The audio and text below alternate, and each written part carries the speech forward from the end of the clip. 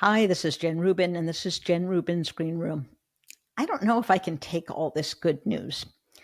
Since the debate, we've had a lot of polling, and it looks pretty good for Kamala Harris. And a lot of the polling looks pretty good for a lot of Democrats in the Senate races. Have things moved? Is this an illusion? Is this more inaccurate polling? All of you know that it's a bit strange for me now to be focusing on polling since I hold it in such low esteem. But it's hard not to think that something is going on when all the polls move in a significant way in the same direction after some pretty significant events like the debate, like the Taylor Swift endorsement. You got to ask what is going on. And I am never quite sure what to believe where polling is presented. But I do know who I talked to about polling, and that is Simon Rosenberg, who is a former Democratic operative who works closely with a fellow Tom Bonnier and really is the most accurate and sophisticated reader and interpreter of polls. He's done it himself for a living. And he was one of the few people, I was another one, who suspected and told us that the red wave was going to evaporate, and it did. And he's one of the other people, again, along with me, you can understand why I have him on my show, who said, this Dobbs thing is a bigger deal than the media is making it out to, and it's going to fundamentally change American politics. Well, given all that, I thought, okay, we got to get Simon back on the show. And so we did. So it is our wonderful luck and timing that has put him here just as we are getting a flurry of these new polls. So here to talk to us about all those and more is Simon Rosenberg. Welcome to the show, Simon. It's great to be here. It's always an honor to hang out with you. I read all your stuff all the time, so it's fun to see you in person. That's so nice of you to say. Something seems to be happening in the race since the debate. As one who has been consistently skeptical of polling, particularly polling months out, even I have to recognize there seems to be a little bit of a pattern here. What do you see in the state polls and in the national polls since the debate? So before the debate, Kamala Harris had a 2 to 3 point lead in the national polls. It was very consistent. The data was remarkably consistent. It's unusual in an election for data to all be saying the same thing. The congressional generic, which is the thing that measures are you voting for the House, Democrat or Republican for the House or Senate, was about 2 to 3 points. The state polls, she had a small advantage in the battleground states, but it was very close. And the Senate polling has been remarkably good for us. We've now, the second consecutive cycle, Republicans have a bad candidate problem, which I think is going to be more important as we get closer to the election. We had significant and meaningful advantages in money, volunteers, and enthusiasm. And those kinds of measures were very important to Tom Bonnier and I in 2022 when we sort of said we think things are going to be better than people expect. So I've always believed that the election was close, and then we just had a stronger capacity to close, and we would pull it out in the grinding it out, right, in the final 2 months. But I do think the debate may have changed the election a little bit. I mean, she seems to have picked up a couple points in the national polling, which is significant. I mean, it's a lot. Anytime you gain a point or two in an election, it matters in close elections. And we've had just a smattering of state polls so far, but all of them have been very encouraging for her. We were up 4 in Wisconsin, up 3 in Pennsylvania. We had this Iowa poll where she was only down 4, Trump won by 8 last time in 2020. We had a very good Maryland poll where she was, in all the state polls that came out today or in the last 24 hours, she's at Biden's numbers or above in all the state polls. So, look, we're in better shape than they are. We had a very good debate, which was an important threshold for her to cross as being the commander in chief. And she did it beautifully and adroitly and powerfully. and he was the blubbering mess that we all know him to be. I mean, I was on a network discussion right before the debate where one of my counterparts said, we don't know which Trump is going to show up. And I'm like, yeah, we do. I mean, there's only one and it's really ugly. And that ugliness was all over our television for 90 minutes. And she did a lot of good for herself. And I think he did a lot of damage to himself. And so I think we are favored to win. We still, the way I talk about this is that we're winning the election, but we haven't won it yet.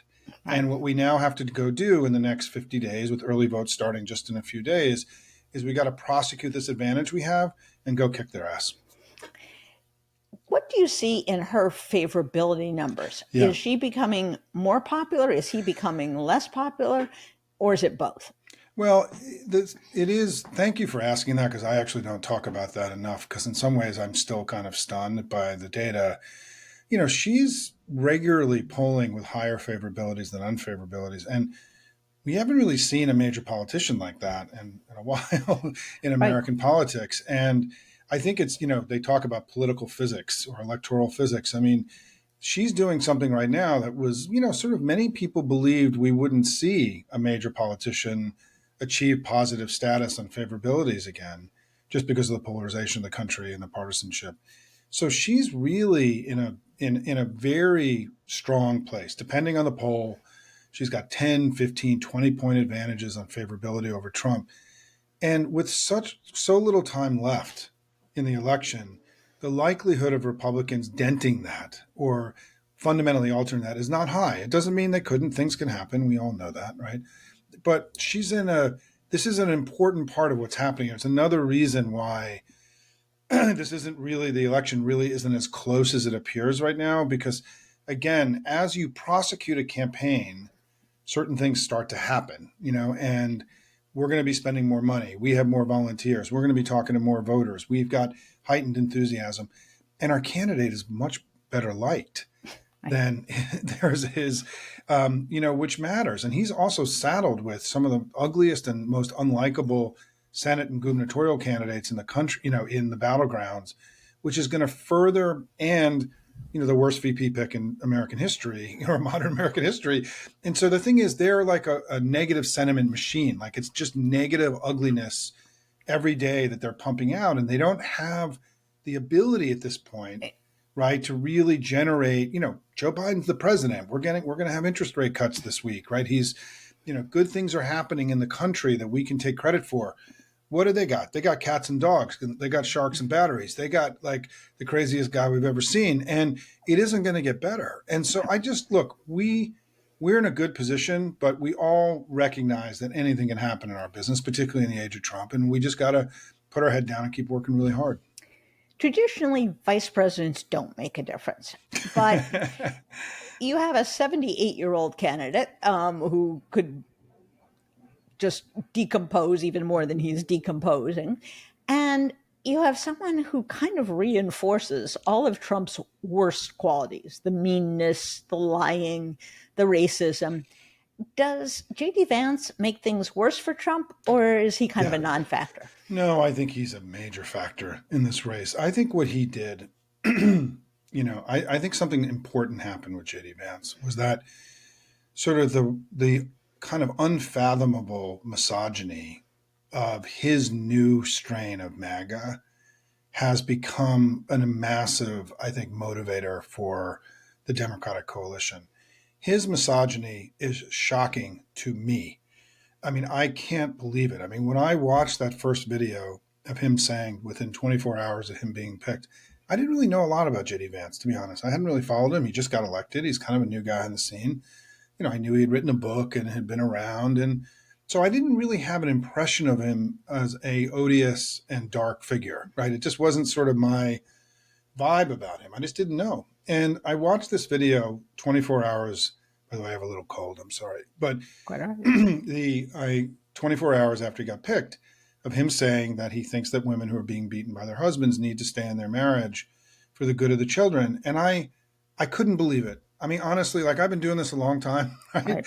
And we've seen everything. I just couldn't believe. I watched that video 5 times to make sure that I wasn't misinterpreting, or the person who had written the little caption on Twitter hadn't sort of gotten it wrong. And he's repeated this in other settings. JD Vance believes that women who get beaten and hospitalized, by their husband should stay in the marriage for the good of their children. And at that moment, I felt like, wow, they're in trouble. I Yeah. mean, good luck selling this stuff to anybody. I mean, it's so barbaric and medieval that you're correct in your assessment that what Vance did is that Trump had an option of sending an olive branch to moderates and independents and never Trumpers and saying, look, maybe I'm not going to be so bad. I got this guy with me. Instead, he picked a fire breathing, Project 2025 loving, Putin ass kissing, the word I call him the, Commander Vance, the leader of the Handmaid's Tale wing of the Republican Party in MAGA.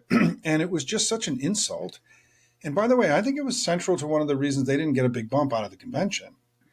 Because I think for him to have gotten a bump, he would have had to improve his standing with voters who did not think well of him to begin with.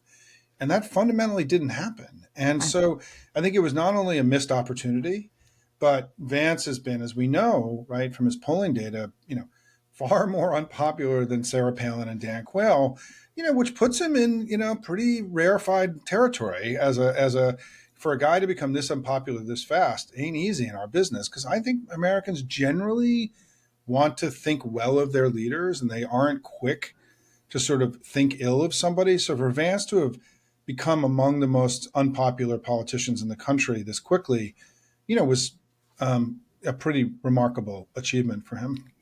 And the most recent episode in which he has cooked up a Yeah. blood libel against legal immigrants, people of color, subjecting them to bomb threats, forcing them to evacuate schools, close hospitals, in this mean-spirited, entirely false narrative that he and Trump have bought into, Yeah.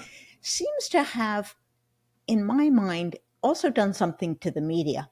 When he Yeah. met with Dana Bash on Sunday for an interview on CNN, there was a new level, I think, of disgust and of willingness to say, you're a liar Yeah. and you're hurting people.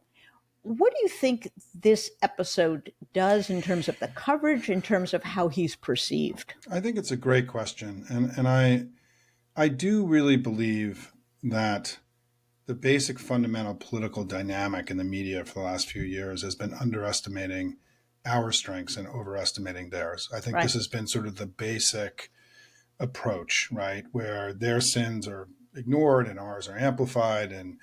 And so I do think that there has been, I wrote about this a couple of weeks ago. I do think that the media is beginning to kind of like take baby steps to getting out of this sort of, pulling the curtain back on the wizard or calling the emperor as having no clothes, whatever your understanding of how to think about this. And I think it's been, it happens gradually, right? It's step by step. And I think you're right. I think sort of the outrageousness of this episode coming on the heels of the debate where it was so obvious that they were trying to change the subject in sort of a disgusting way. Because by the way, not only have these hospitals and schools and universities and colleges that have been altered, are probably 85% white, right? I mean, it's like, it's not only targeted at Haitians, right? It's like affecting the entire, now they canceled their major fall festival in the city, right? And these are JD Vance's constituents, right? Yeah. These are his voters. These are his people. This isn't the other. These are his peeps, right?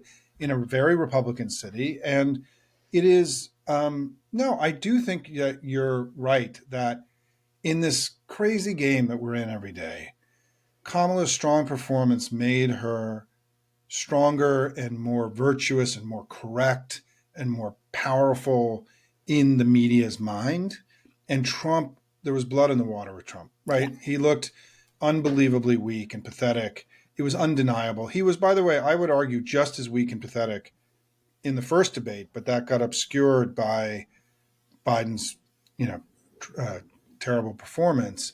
He was just as bad at the convention, right? I mean, like every time he speaks, and Right. this is why they have a serious strategy problem now. I mean, the election is starting to slip away from them. And how do they change the trajectory of the election? What tools do they have? They don't have many, because they don't have candidates who can do it, right? Right. Because both of them create more mess than they clean up, or generate more negative news and hurt themselves every time they speak.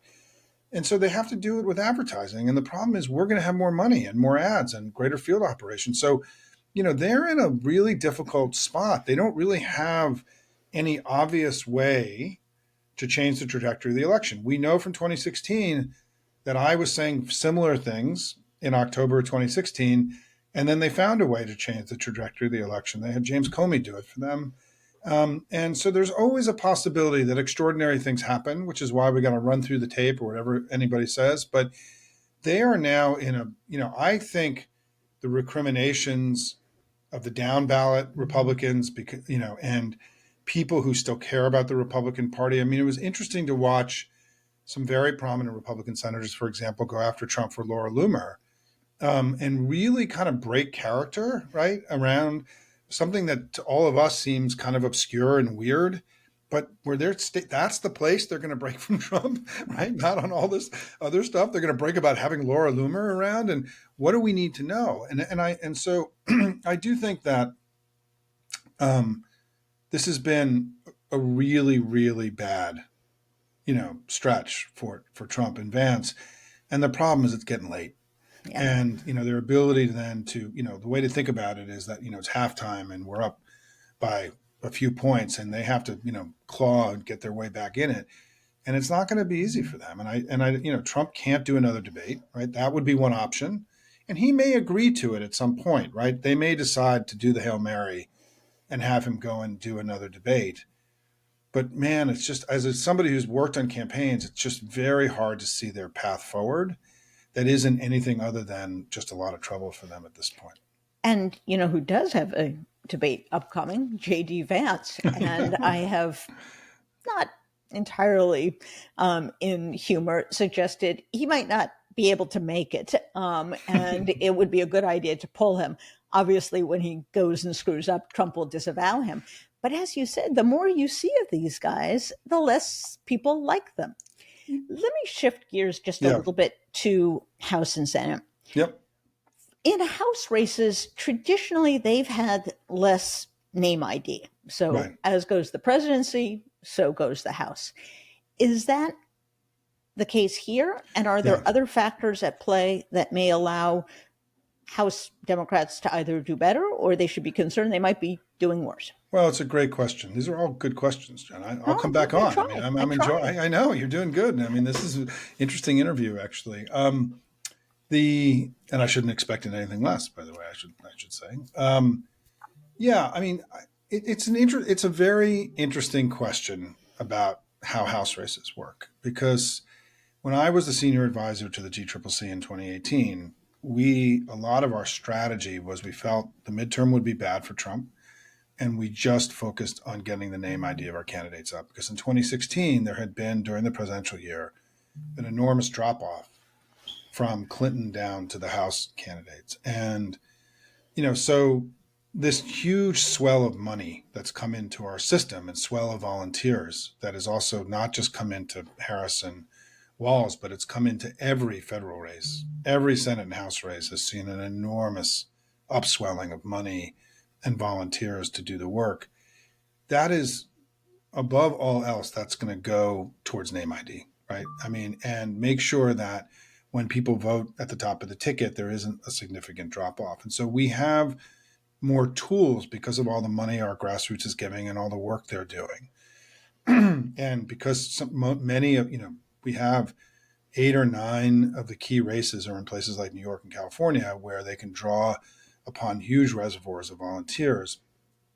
We have more tools to get the name ID out there. And I will tell you, I endorse House candidates. I've raised over $1 million for the top House candidates in the country. Universally, everyone I interviewed after the change, told us that they had seen an enormous upswelling of volunteers and money. So I do think that this is a smart committee. The DCCC this cycle is very smart. I think they've been very measured in how they've crafted the field and where they're putting their resources. I think they've been really smart and not overreached and not underreached. I mean, sometimes you can be under ambitious and not shoot high enough, and other times you can shoot too high. I think they've done a very good job at crafting the battlefield this time to take advantage of the opportunities that we have. And there's just a lot of optimism because, as you know, there there are it's 17, I think now, Republicans are in districts that Biden won, Right. and those districts are going to see this sort of Kamala surge, right? That because it is Democrats are so enthusiastic, and so it just became much more likely that we win when the change happened and her numbers with Democrats have gone up so much. That becomes very material in all of these House races, right? We're not having to go win in districts that are, super red districts, right? I mean, the interesting thing about the House this time is that, we have both a high floor and a low ceiling sort of. I mean, the battlefield is not huge. I mean, Right. there is a limit to how many races we can win, but it's far more likely, in my view, today that the House if things stay where they are and we are on this trajectory, that we should flip the House. And there is not just optimism at the Hakeem Jeffries level, but the candidates feel it. They're having fun. They're excited. It's so much fun to run when you got all these volunteers showing up in your events, Right. right? And so they're having a good time. And they also have the Republicans. I mean, the essential insight I had, or the central argument I made about this election, was that Republicans, by continuing to embrace MAGA and Trump now being sort of super MAGA, ultra MAGA, they had abandoned so much of this middle ground playing field, right? Where these House races in particular are often won or lost. And they just, so our candidates also have Kamala's created an incredibly strong rhetorical place for these candidates to go around patriotism, love of country, freedom, opportunity, right? Man, this is like, I mean, I've written about this a lot. I mean, I feel like right now the Democratic Party, which I've been part of and working for over 30 years, our ideology today isn't populist or progressive or centrist or moderate. It's based on love of country and patriotism. Right. And I really feel in many ways that the place we're in right now is the most powerful rhetorical and ideological place we've been in since I've been in the business. And the candidates feel that, by the way. They feel like their language they're using is comfortable. They feel like the other guys feel more extreme than they did before, right? And so there's a lot of optimism in the House right now. But again, these are very expensive races. We have to keep working really hard. It is also interesting, as someone who has been in one party and is now in the other, that Republicans used to corner the market on patriotism. It was always the dig that not only were Democrats weak on defense, but they were always criticizing America. They were Yeah. down on America. And now you have Trump saying essentially this is a shithole country and, we're in decline and everything is run and the good guys out there are our enemies. And it's just an extraordinary rhetorical and visionary flip between the two parties. It's just stunning to me. Listen, Adam Kinzinger at the convention said something that was really deeply meaningful to me as somebody who, like you, I mean, has seen this journey from Reagan to where we are today, and was part of the New Democrats, right, to sort of redirect the trajectory of the Democratic Party. When he said, I have a news for my Republican friends, the Democratic Party is just as patriotic as we are. They love their country as much as we do. Oh man, was that a moment, right? Yeah. Like that was, I was in the hall for that. I just was like, whoa, this is so, I mean, for people of a certain age, right? Yep. Like Yep. that, I mean, I don't know if that was as meaningful to younger people as it was for those of us who've been through all this. And, that was a big moment. I think that was one of the most powerful speeches in modern American history, that I speech. agree with that. And Yeah. one of the most powerful lines she had in her speech, and I remarked upon it, sent chills up my spine, is when she said, the greatest privilege in the world Yeah. is to be a citizen of the United States. That's the language you want. That just makes your heart soar.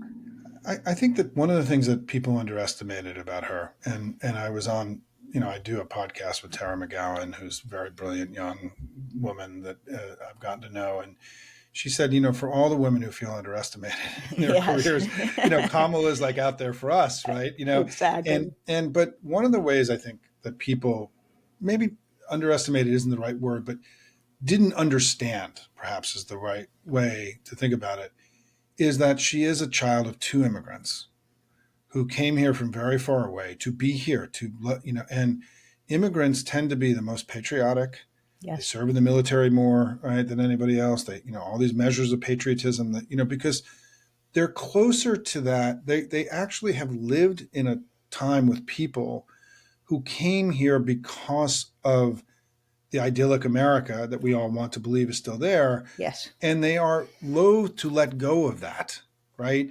When they go. So Kamala Harris, in addition to being all these other things that she is also very close to the aspirational That's immigrant a great point. experience, which is one of the reasons why I think when she talks about opportunity, it bites. It's Yeah. meaningful to her. This stuff is conveying something deeply powerful because she herself had the serendipity, the opportunity, all these things you could talk about to go through the journey that she really went on, like this middle class family, right? That it's an incredible story. Kamala's Yep. story is incredible. And I think people don't realize how connected it really is to her immigrant Yes. experience. And it's why I feel like she's been I've believed that one of the reasons that Joe Biden struggled to connect on the economy over the last few years is that during COVID, we became the shutdown Democrats. Right. And they were, and that we became, Joe Biden kind of got branded as a guy, or the way I say it, that we got on the other side of opportunity with too many voters.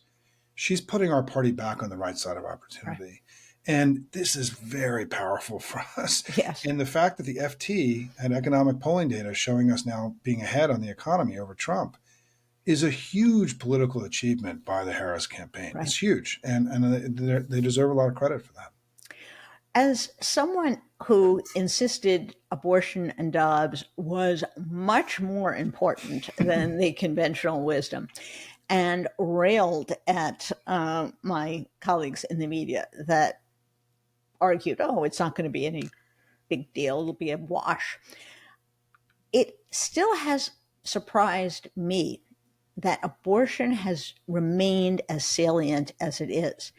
And there may be a few reasons, and I'm curious what your take is. Yeah. One, Republicans keep putting their foot in it, like IVF.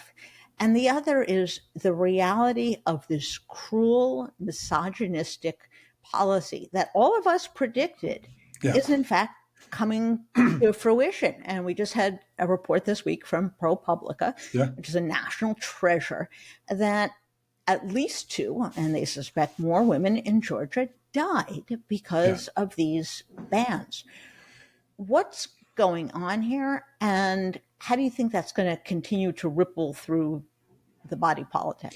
So, Jen, when in 2022, when I was out there saying the election was going to be better for Democrats than most people believed, and you and I talked frequently during that period, Tom Bonnier and I often said that we think that as bad as abortion was going to be in 2022, it was going to get a lot worse for them because these abortion bans were going to kick in, and the awful reality of what the right, because it wasn't just the ending of Dobbs. Yes. Dobbs could have ended, but then they had all these trigger bans already passed. They were ready. And they, in a moment of just wild ideological extremism and unreality, they somehow believed this was all going to be okay for them politically. And I think it's because I think on this issue, many Republicans can't see clearly. It's ideological, theological, whatever you want to call it. And Yes. data it can't penetrate that sort of bubble of understanding. And so I think the Republican Party, many of these people never contemplated that there could be a citizen revolt against killing babies, right? And so here we are, right? Yep. When you go back to the crack up, if we end up winning this election by a comfortable margin, this period of time we'll know as the three architects of the true decline of the Republican Party are going to be Donald Trump, Mitch McConnell, and Justice Alito, right? Who, Yep. Really radicalized a Yes. lot of people. And I think for a lot of young women in particular, how can you ever go back to this party after what they've done? Right. And I'll give you an example of this, right? We talked about the misogyny. I think to answer your question very particularly, One is because it got worse, and two is they're promising to make it worse. Yes. So it's not, could they have taken a position that would have softened this on the edges or rounded it? They could have. They didn't, right? They continued and doubled, tripled down on the misogyny and the stripping of rights and freedoms away of women in America that are common in countries all around the world. I mean, and I spoke to a group of students the other day. A friend of mine teaches a class, and he had me do a talk to 250 students in Florida. And this came up as a question. And I said, I just want to say to all the women in the room, because my daughter's in college on the West Coast, and so she's the same age as the people I was talking to. And I said, you just need to realize that because of Donald Trump and Ron DeSantis, you have fewer rights and freedoms now in your life than women do in Mexico and Brazil and throughout the modern world. And they want to make it far worse. They're going to keep going. And it was painful for me to Yes. say this, right, in this room, but I felt obligated to Yeah. say it and to not sugarcoat what we're really doing is that these 20-year-old women who just want to go live their life, I actually said, it is more likely now that you're going to die in childbirth than it was before because of them. Yes. It's incredible that we're talking about Yes. this. I And know. so, if there's ever an issue that should cause a political party to be out of power for a very long time, trying to overturn American democracy and install a fascist dictator is one. The other Yes. one is this. Right? Yes. And, Exactly. and they've done two. And that's why this election is nothing like 2016 and 2020. And all these pundits who are talking about how it's just going to be like 2020, you expanded the rhetorical ability for us to discuss. I mean, they're just unbelievably full of shit that this election is going to be like 2020, right? Donald Trump and the Republican Party don't resemble anything like the party of 2020 or 2016 because of all this. And I think there's this continued, to your point, in part because the polling political industrial complex is still largely white male driven. There is a continued diminishment Yes. of the centrality of this issue, right? Absolutely. And I think for men, this is still an issue they're working through. But I will tell you what has happened, and I feel this deeply. I do think something's happened this year, not last year, where the proximate threat of them winning, the continued misogyny and outrageousness of Vance, has gotten men in a Yes. far more offensive position to protect the women in their lives, because the women in Absolutely. their lives have been stripped of rights and freedoms. And why would they ever want that?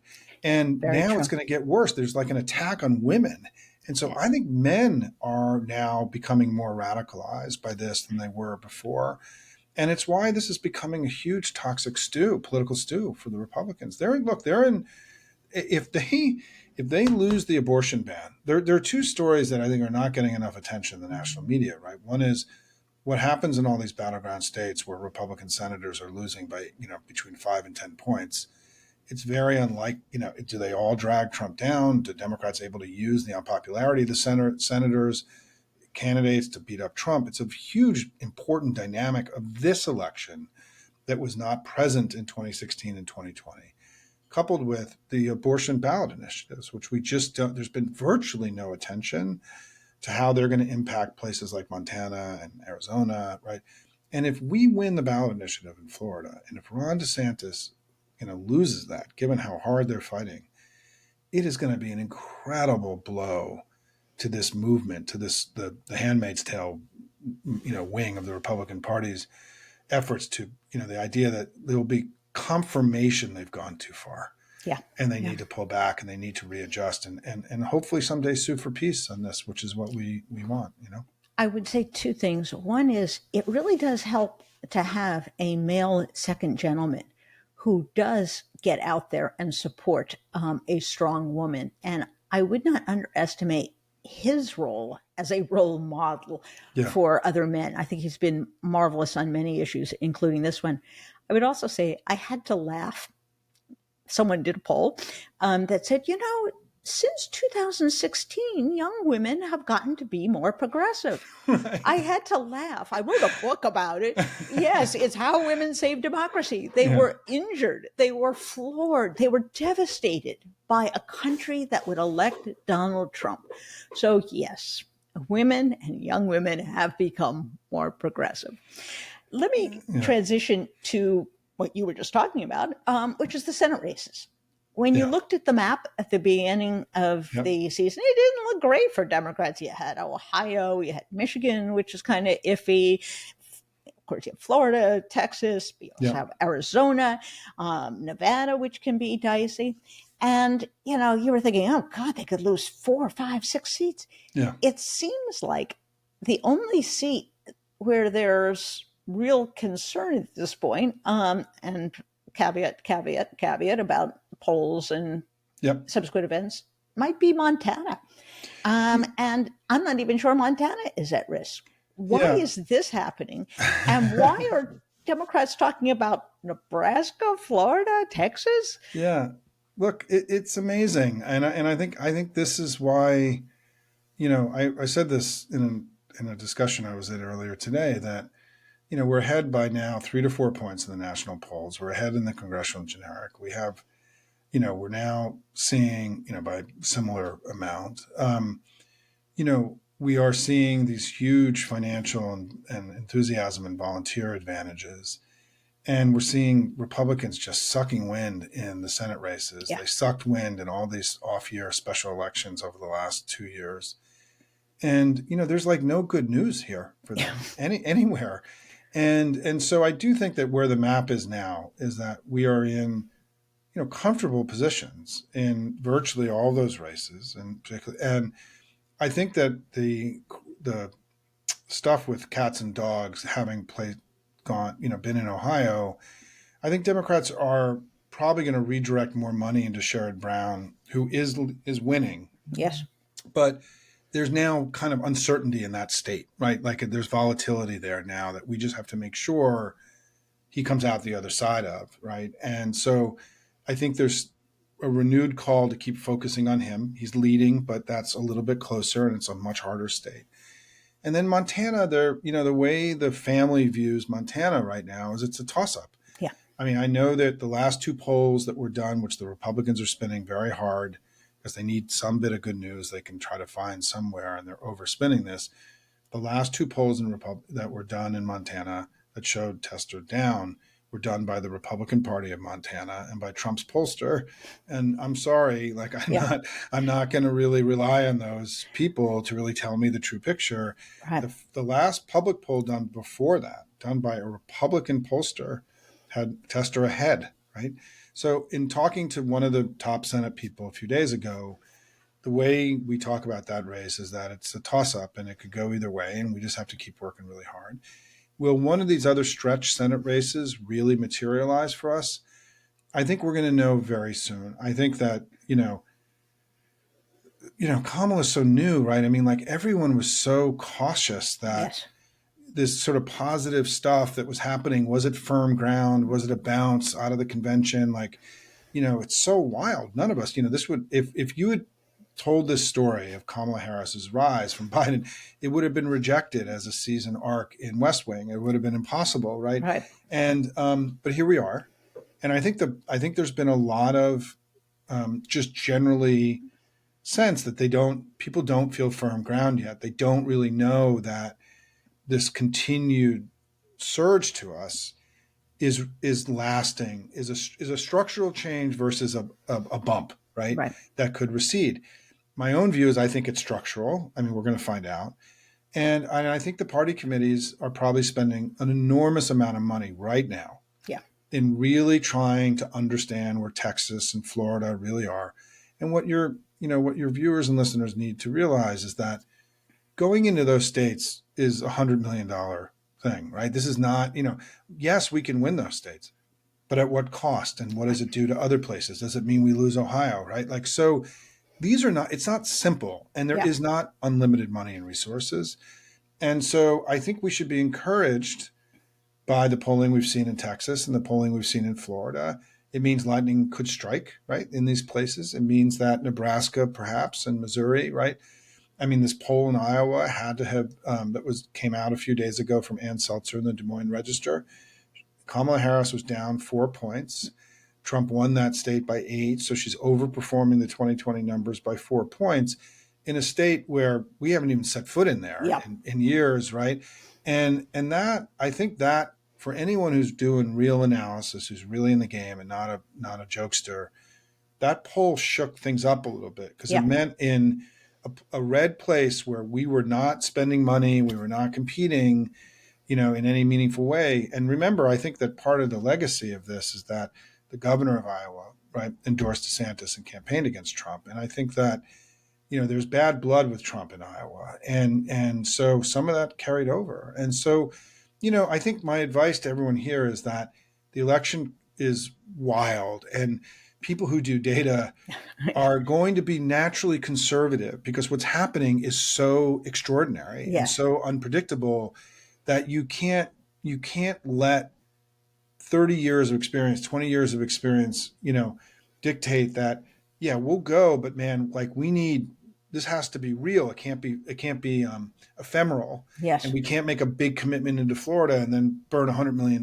because part of what happened to Hillary in 2016, let's all remember, is that they took their eye off the map a little bit at the Yep. end and didn't manage the map properly. Trust me, that is not going to happen this time, Right. right?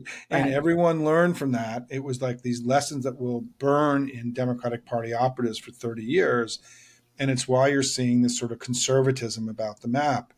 Because at the end of the day, job number one is beating Donald Trump. I mean, that is the Absolutely. thing we got to do at all, and that's so I think we'll see. I mean, I think that my prediction is, or my instinct is that there will be some kind of definitive call about these stretch Senate races in the next, week at the latest, maybe the next few days. And it may be that Chuck Schumer says we're going all in Texas. It could happen, right? Right. But I don't know. I think the thing to keep in mind is that if she's really surging now or making significant gains with younger people of color, young women, young Hispanic women, young Black women, some of the data that Tom Bonnier has been sharing recently, Texas is got a very, very big Black and Hispanic Yeah. population. I mean, demographically, I think it's in my gut. Texas may respond more to her than Florida, but I don't know. I don't know yet, and we just have to keep watching and keep our eye. It's fascinating, and I It is. wish if we had today, if today was in June, I think we would have gone into one of those two states. Right. It's just so late, and there comes a point where this late, it's very hard also to get a dollar for a dollar, right, Yeah. and spend because the infrastructure isn't there. So these are tough decisions. The family's going to have to make these in the next few days. But the good news is that we're playing offense now. We're not playing defense. Right? Exactly. And I think one thing is true in all these states, which is the Republicans, again, have unlikable candidates. Yeah. In fact, Ted Cruz is so unlikable that Liz Cheney has endorsed his opponent, who, by the way, is a very good, very charismatic guy, Yeah. Colin Aldred, who is pretty well suited for Florida. He's a pretty conservative Democrat. Yeah. And the other thing I would say is that sometimes at a national level, we miss another dynamic. Florida has a gonzo issue in homeowners insurance. You cannot get your Yeah. home insured in Florida. And I wonder if third party spending on that issue alone, targeted at Florida homeowners, could move the needle a little bit. And it's an issue like that where we don't see it at the national level, but it may not take much to push people. So, I was in this whole issue about Florida, and Yeah. I have a long history in Florida. I am doing political work in Florida. I did the first Spanish language advertising the Democratic Party ever did in Florida 20 years ago. I mean, I was part of the team that, picked the lock and where, we won in 2012 and with Obama and so on. And there was a lot of work that went into that over many, many years and tens of millions of dollars. But so I've spent a lot of time there, and I'll say that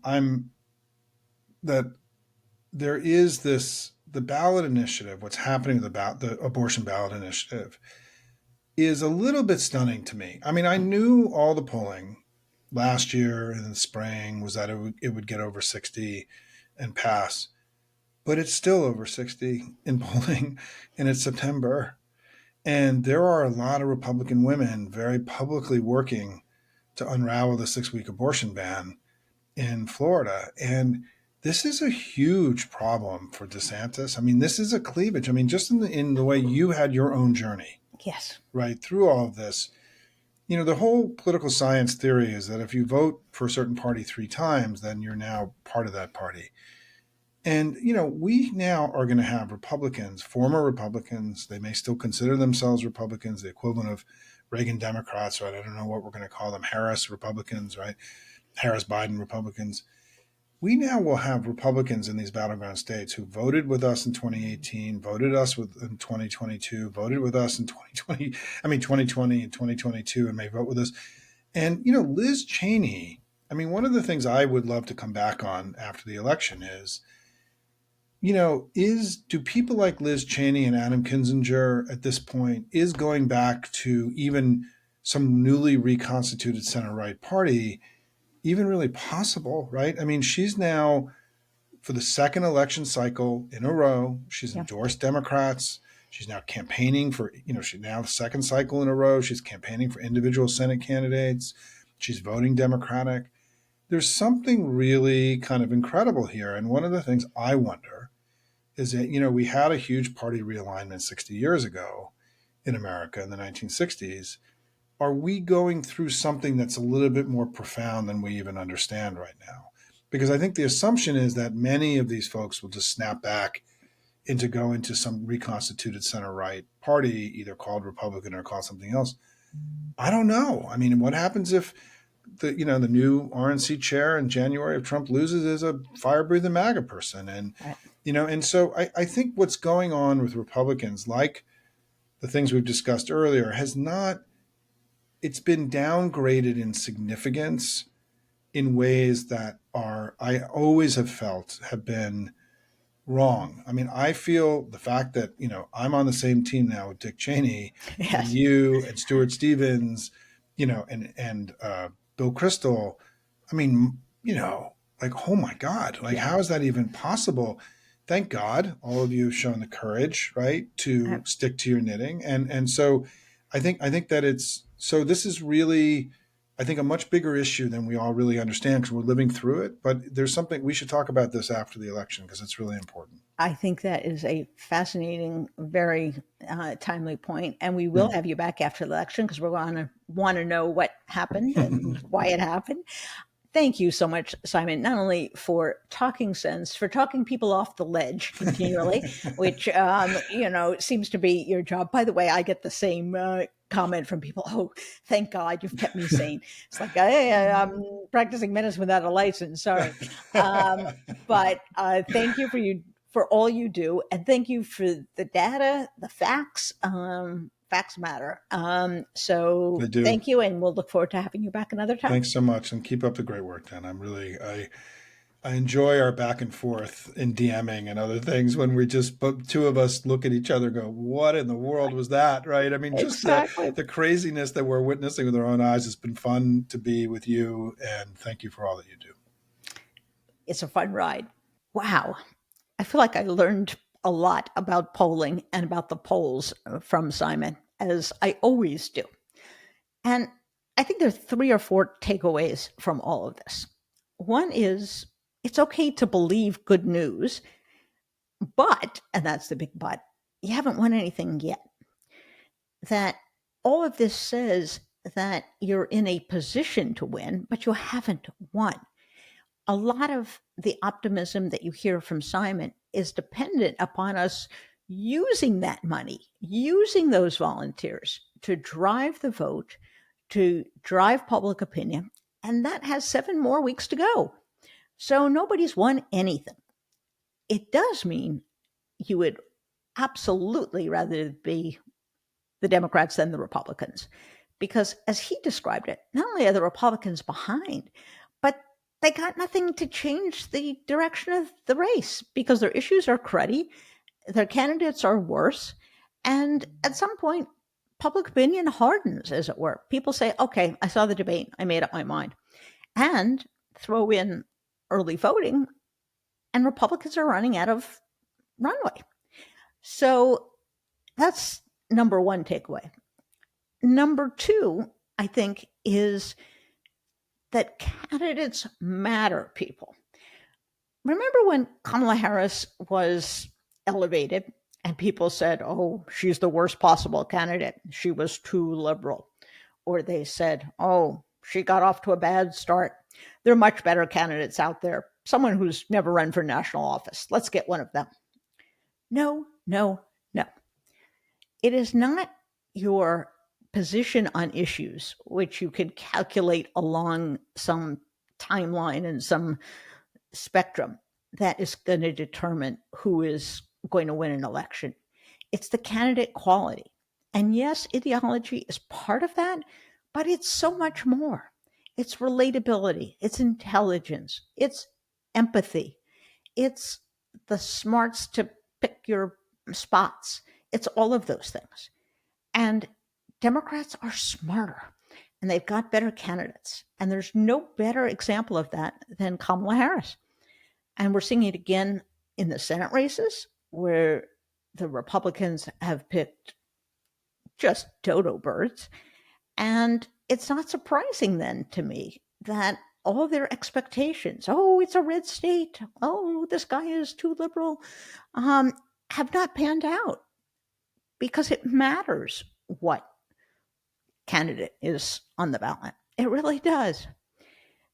And the third takeaway that I have is that, yes, we are going through a mammoth realignment that was brought on by the overreach and abusive quest for minority power rather, by the Republican Party. And it manifested in its determination to capture the court. It manifested in its determination to gerrymander seats like nobody's business. And you wound up with a party that temporarily cobbled together enough to win the presidency at one point. And at one point, they had the House and the Senate. But it was unsustainable because it was built on an artifice of deception, of propaganda, of extremism, and it now has caught up to them. The facts, the reality has caught up to them. Americans don't like this. They don't like them. And so the bill is now to be paid. And that bill, we hope, is a across-the-board defeat.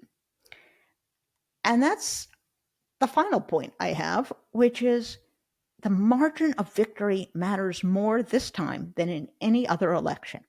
And it's not just because it will make it harder for Donald Trump to cheat. It's because it will signal to the Republican Party they have screwed up royally.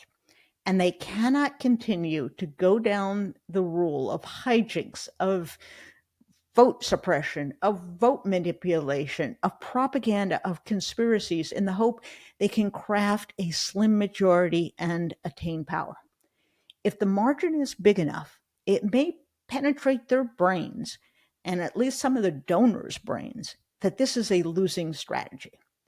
And that's the first step back to a normal kind of politics in which we don't go through election after election afraid that our democracy is going to collapse. Wouldn't it be nice to have that feeling that I had in 2008, 2012, back when I was a Republican, in which I definitely wanted the Republicans to win, but I knew the country was going to be just fine with Barack Obama. I wasn't going to like all the policies back then. As it turned out, I did like a lot of the policies, but that's neither here nor there. But I had the sense, hey, they're two decent people. They're both patriotic. One guy is going to have a certain take on things. Another guy is going to have a different take. He's going to have to work with Congress anyway, and we'll come through the other side. That no longer is the case because you have a malicious, determined, anti-democratic, racist, fascist Republican Party. And that has to end with this election. So, you know your obligations. It's to get out there. It's to vote like nobody's business. It's to register. It's to get other people excited. And it's to use your platform. So remember, if you like this show and you like our other show, please tell your friends, relations, colleagues. They can follow us wherever they get their podcasts. Bye bye.